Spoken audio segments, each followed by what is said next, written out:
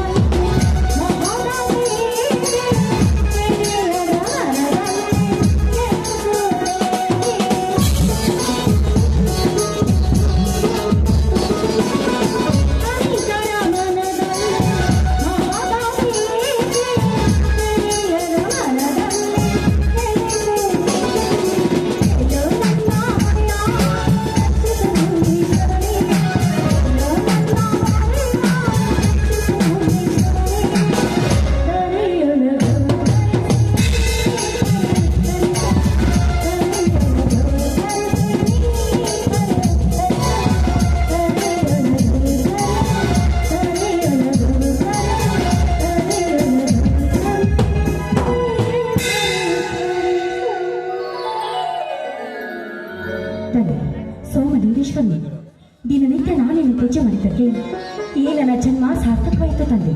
ಯಾಕಂದ್ರೆ ಗ್ರಾಮ ಪಂಚಾಯತ್ ಎಲೆಕ್ಷನ್ ಅಲ್ಲಿ ನನ್ನ ಪತಿ ದೇವರು ಪಂಚಾಯತಿ ಮೆಂಬರ್ ಆಗಿ ಆಯ್ಕೆ ಆಗಿದ್ದಾರೆ. ಆ ದೇವೇಗೌಡನನ್ನು ಸೋಲಿಸಿ ನಮ್ಮ ಯಜಮಾನರು ಜಯಗಳಿಸಿ ಬರುತ್ತಿದ್ದಾರೆ. ಅದಲ್ಲದೆ ಮಕ್ಕಳಿಲ್ಲ ಎನ್ನುವ ಚಿಂತೆಯಲ್ಲಿ ಇರ್ತಿರುವಾಗ ಈ ನನ್ನ ಮನೆಯಲ್ಲಿ ಒಂದು ಮುದ್ದಾದ ಗಂಡು ಮಗುವಿಗೆ ಜನ್ಮ ನೀಡುವಂತೆ ಆಶೀರ್ವಾದ ಮಾಡಿರುವೆ. ಆ ನನ್ನ ಮಗನಿಗೆ ಹಾಗೂ ನನ್ನ ಪತಿ ದೇವರಿಗೆ ಯಾವುದೇ ರೀತಿ ತೊಂದರೆಯಾಗದಂತೆ ರಕ್ಷಣೆ ಮಾಡುವ ಭಾರ ನಿನ್ನನ್ನೇ ಕೊಡಿದೆ ತಂದೆ, ನಿನ್ನನ್ನೇ ಕೊಡಿದೆ.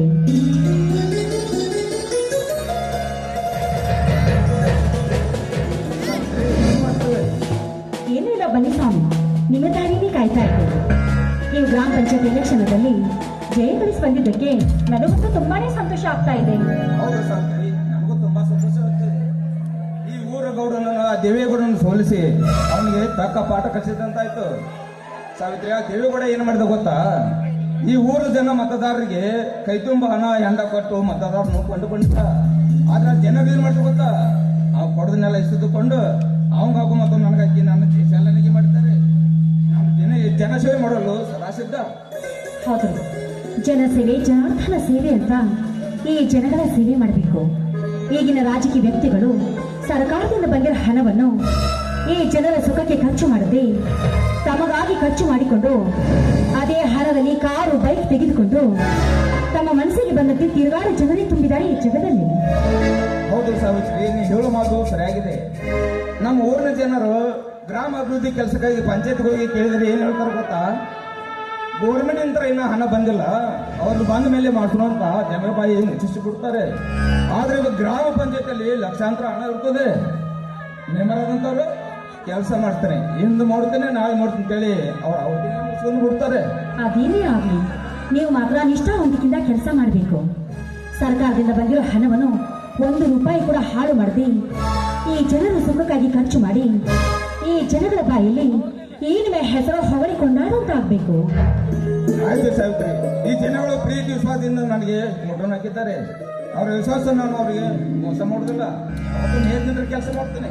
ಹಾಗೆ ಆಗಲಿ, ಖಂಡಿತವಾಗ್ಲೂ ಆ ಸೋಮಲಿಂಗೇಶ್ವರ ನಮ್ಮನ್ನು ಕಾಪಾಡುತ್ತಾನೆ. ಹಾ ಸಾವಿತ್ರಿ, ಇದೇ ಸಂತೋಷ ಸಮಯದಲ್ಲಿ ಸೋಮಲಿಂಗೇಶ್ವರನೇ ಹಾಲಾಭಿಷೇಕ ಮಾಡೋಣ. ಆಯ್ತು ರೀ, ನೀವು ಹೇಳಿದಂತೆ ಆಗ್ಲಿ. ಎಲ್ಲಿ ನಮ್ಮ ಮಗು ವಂಶ ಉದ್ಧಾರಕ? ಒಳಗಡೆ ಮಲಗಿಸಿದೀನಿ, 1 ನಿಮಿಷ ತಡೆಯಿರಿ, ಕರ್ಕೊಂಡ್ ಬರ್ತೀನಿ. ಹಾ ಸಾವಿತ್ರಿ, ಕರೆದುಕೊಂಡು ಬರುವಂತೆ. ಸ್ವಲ್ಪ ಇದೇ ಸಂತೋಷದ ಸಮಯದಲ್ಲಿ ಕೆಂಪಾದ ತುಟಿಯಿಂದ ಅಷ್ಟೊಂದು ಯಾಕೆ ಪ್ರಚಾರ ಆಗತ್ತಿರ್ ಕೊಡ್ತೀನಿ ಬಿಡ್ರಿ.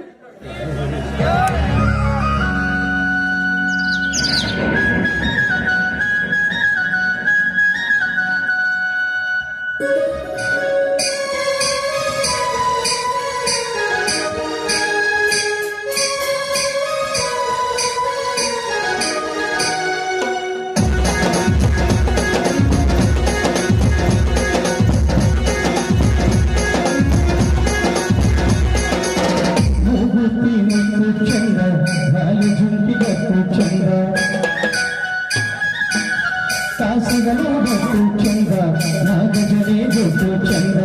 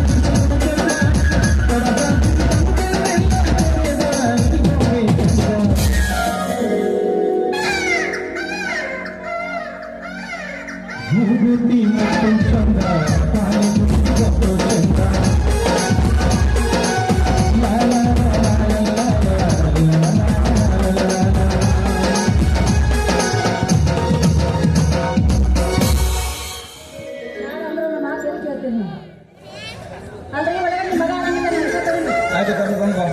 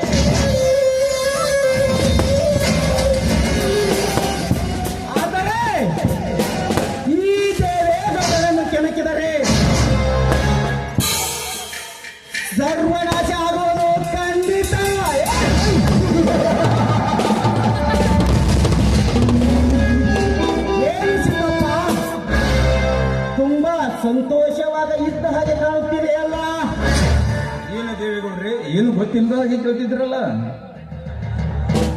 ಗೊತ್ತಿದ್ದರು ಕೇಳುವ ಈ ದೇವೇಗೌಡನ ರಕ್ತದಲ್ಲಿ ಬಂದಿದೆ. ಏ ಮಗನೇ, ನನ್ನ ಎದುರು ಎಲೆಕ್ಷನಲ್ಲಿ ನಿಂತು ಜಯ ಗಳಿಸಿದೆಯಲ್ಲವೇ ಮಗನೇ? ನೋಡ್ರಿ, ಈ ದಿನಗಳ ಅವರು ಪ್ರೀತಿಯಿಂದ ನನ್ನ ಮತ ಹಾಕಿ ನನ್ನ ಪಂಚಾಯತಿ ಗ್ರಾಮ ಮೆಂಬರ್ ಆಗಿ ಮಾಡಿದ್ದಾರೆ. ಈ ಭಿಕಾರಿ ಜನರನ್ನು ನಂಬಬಾರದು.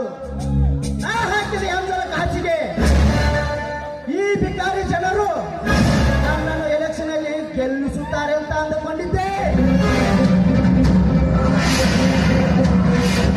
ಆದರೆ ಅದು ಹಾಗಾಗಲಿಲ್ಲ.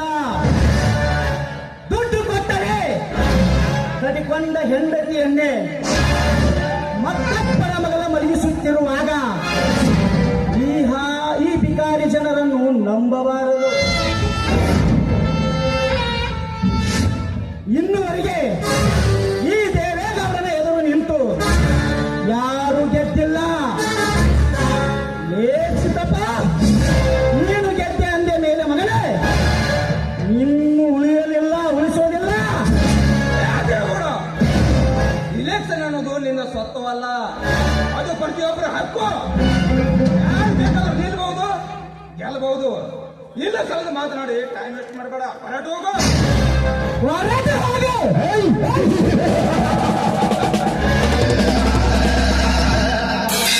ಹೊರಟು ಹೋಗಲು ಬಂದಿಲ್ಲ ಸಿದ್ದಪ್ಪ, ನಿನ್ನನ್ನು ಆ ಯಮಲೋಕಕ್ಕೆ ಕಳಿಸುವುದಕ್ಕೆ ಬಂದಿದೆ. ಕೂಡ ನನ್ನನ್ನು ಏನು ಮಾಡಲು ಸಾಧ್ಯವಿಲ್ಲ, ಹೊರಟು ಹೋಗು. ಸಿದ್ದಪ್ಪ, ಇಂದು ನೀ ಊರಿಗೆ ಮೆಂಬರ್ ಆಗಿರಬಹುದು,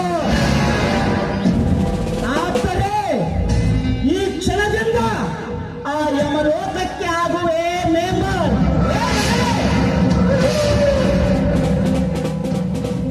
ಬರಲೇಪ್ಪ, ಮುಗಿಯಿತು ನಿನ್ನ ಕತೆ.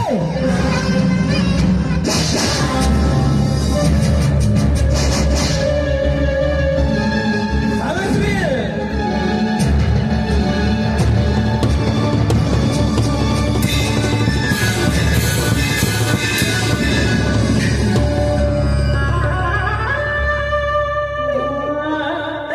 ಏನಾಯ್ತು ಇಲ್ಲಿ? ಇದರಿಗೆ ಮಲ್ಕಿಗಳು ಗೊತ್ತಾ? ಇಲ್ಲ ದೇವೇಗೌಡ, ನನ್ನ ಗಂಡಿಗೆ ಏನ್ ಮಾಡಿದ್ದೆ ಹೇಳು, ಹೇಳು. ಏಯ್! ನನ್ನ ಎದುರು ಹಾಕಿಕೊಂಡವರಿಗೆ ಇದೇ ಗತಿ. ನಿನ್ನ ಗಂಡನನ್ನು ಕೊಲೆ ಮಾಡಿದೆ. ಕೆಲವು ದೇವೇಗೌಡ, ಏ ಸಾವಿತ್ರಿ, ಬರಲೇಪ್ಪ.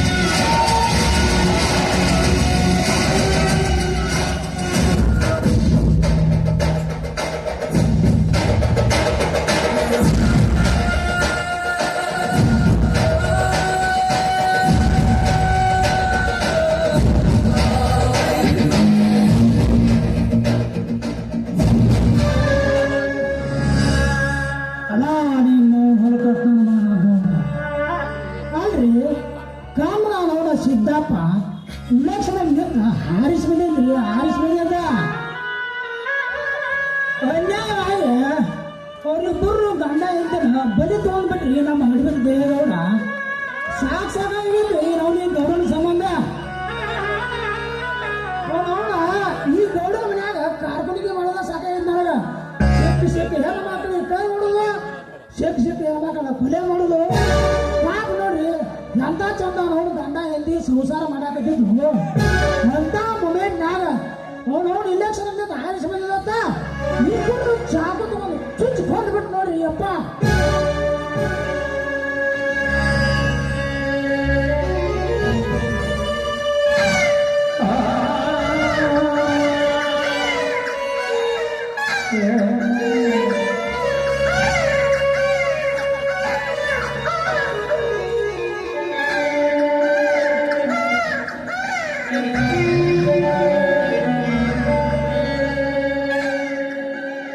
ಅಲ್ರಿ ಅಪ್ಪ ಇವ್ರಿ ಪಾಪುಡ್ ಗಣಿಕೆ ನಮ್ಗ ಕಳ್ಚಾರ ಅನ್ನಗಾದ್ರಿ ನಾವು ನಮ್ಮ ಗೌಡನ ಮನಸ್ಸರ ಹೇಳ್ತಾನೆ ಆಲಕ್ಷ ಗೌಡನ ಅಂತನ ಸಿದ್ಧಾಗ ಚಾಕು ಹಾಕಿ ಚುಚ್ಚಿ ಕೊಂದ್ಬಿಟ್ಟು ನೋಡ್ರಿ ಅಪ್ಪ ಗೌಡ